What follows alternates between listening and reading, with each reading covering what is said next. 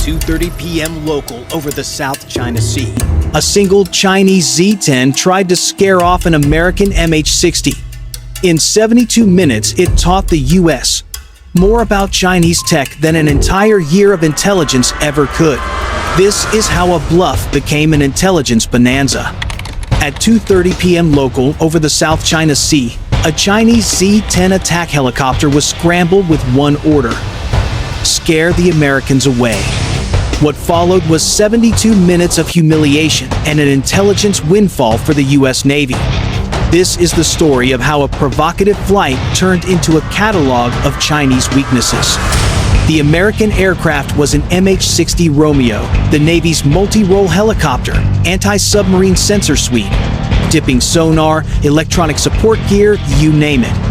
It was tracking a Chinese Type 039 diesel-electric submarine that had been submerged for 48 hours and needed to surface to recharge.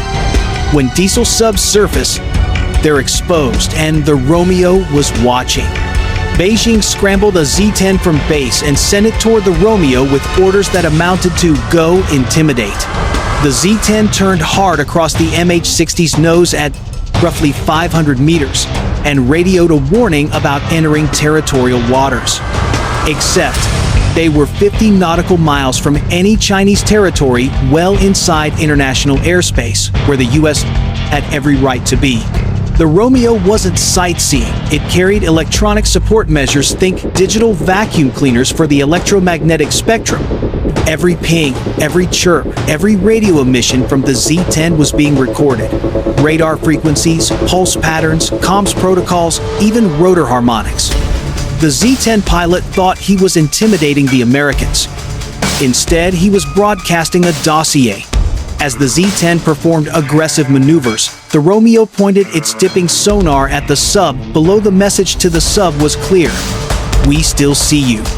Panicked, the diesel sub crash-dived. The noise from emergency maneuvers, cavitation, structural pops echoed through the carrier strike group's sensors. In submarine warfare, noise is death. In trying to protect it, the Z-10 had helped doom it. At 2:48 p.m., the Z-10's fire control radar got a lock on the Romeo. The pilot heard the warbling tone of an engagement, a competence that lasted 3 seconds. A nearby EA-18G Growler fired its ALQ-99 jamming pods. The Z-10's radar didn't merely lose target, lock, it hallucinated. The Romeo split into a dozen false contacts, some appearing inside the pilot's own cockpit display. The jamming was frequency agile. It hopped faster than the aging Z-10 radar could follow. Worse, the carrier strike group's surveillance radars had lit up the Z-10. Super Hornets were launching not to shoot down the Z-10, but to show that the Romeo had the full fleet backing it. The Chinese pilot scrambled through frequencies, power settings, even cycled his radar off and on. Nothing worked. The U.S. systems operated across multiple bands simultaneously, creating a full-spectrum denial the Z-10 simply couldn't cope with. Every desperate move the Z-10 pilot made was being logged. The Romeo recorded radar frequencies and pulse patterns, including frequency hopping attempts, communication protocols, older encryption schemes, and predictable hopping patterns, thermal and acoustic signatures, hotspots on the airframe, rotor harmonics, engine heat under stress, performance envelopes, turn rates, climb rates, G limits, hydraulic and transmission behavior when the pilot pushed the airframe hard. Those data points are gold. They tell missile designers where to aim, EW teams how to jam, and tacticians how to exploit performance limits. The Z-10 closed to 500 meters and began aggressive thumping maneuvers to provoke a response.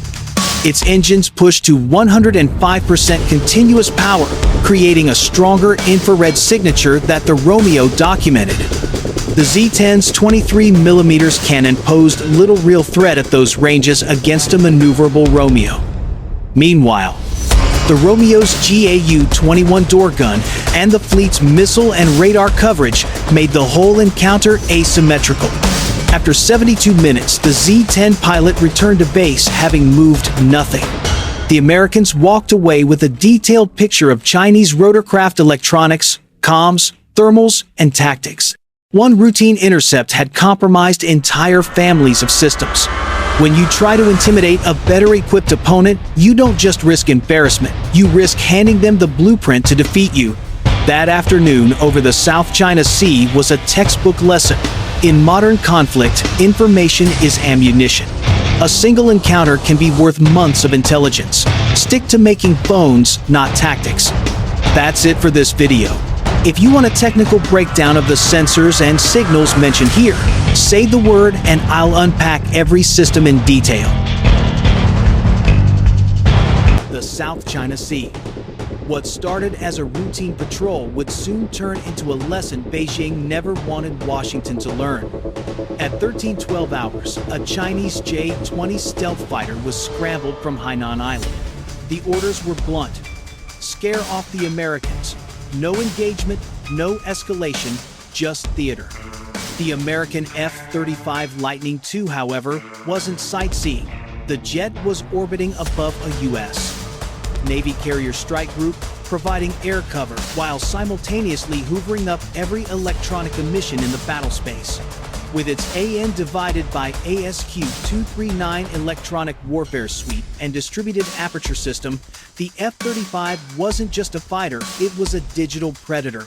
From the moment the J-20 lifted off, the F-35 already knew. Engine harmonics, data link chatter, radar frequencies, all were being captured, cataloged, and streamed back to the carrier group. At 13:28, the two aircraft closed within 30 nautical miles. The Chinese pilot transmitted in Mandarin. "Foreign military aircraft, you are approaching Chinese territorial airspace. Alter course immediately." The problem? They were still over international waters well outside any Chinese claim. The American pilot didn't even bother to respond. He simply kept course. Quiet, calm, knowing something the J-20 pilot did not. Every second the Chinese jet tried to intimidate, it was broadcasting its own weaknesses to the enemy. 13:36 hours. The J-20's radar finally painted a contact.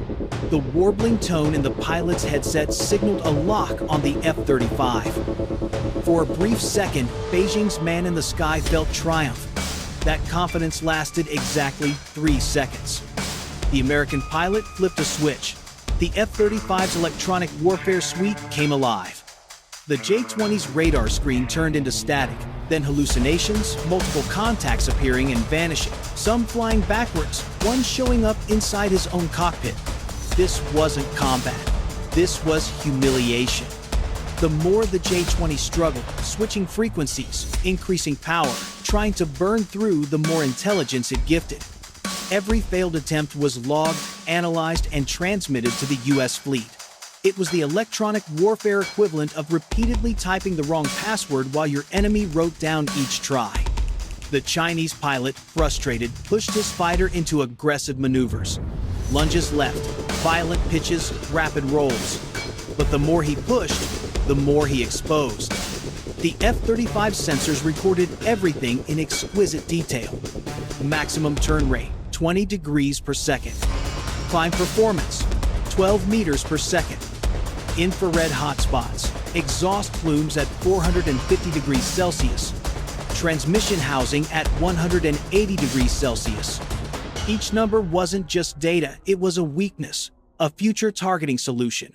Meanwhile, the J-20's radar warnings lit up like a Christmas tree.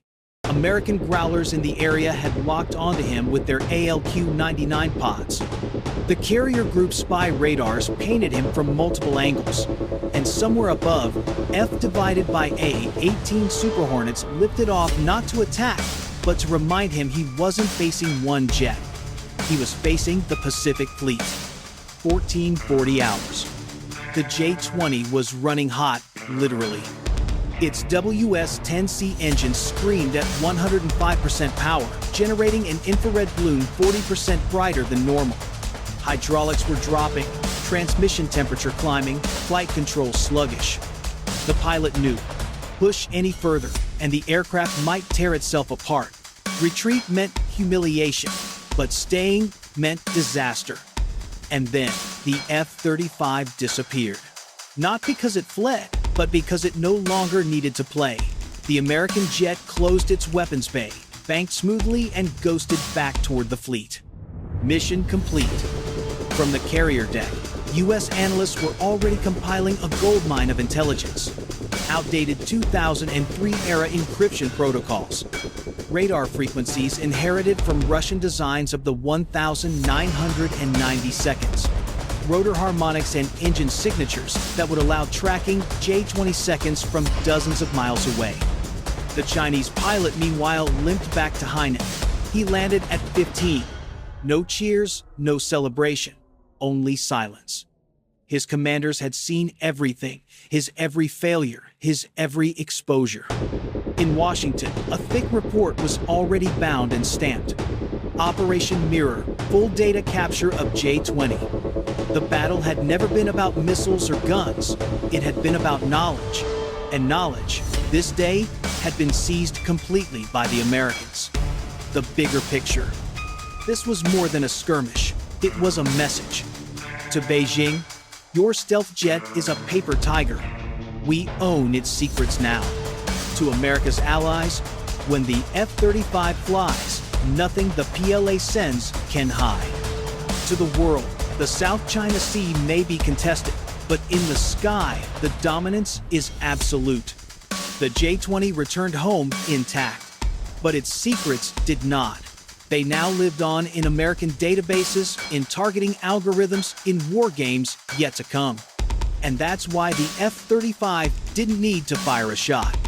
Because the most devastating defeat isn't physical destruction. It's being seen completely and left alive to know it.